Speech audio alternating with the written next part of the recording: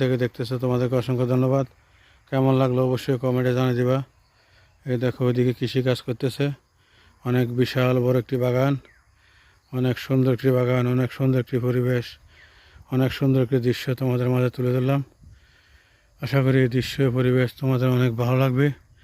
প্রাকৃতিক গাছপালা, প্রাকৃতিক পরিবেশ দেখতে পাচ্ছ, বিশাল বড় বড় তাল গাছগুলো কেমন দেখা যাচ্ছে দেখতে পাচ্ছ, বিশাল বড় তাল গাছ।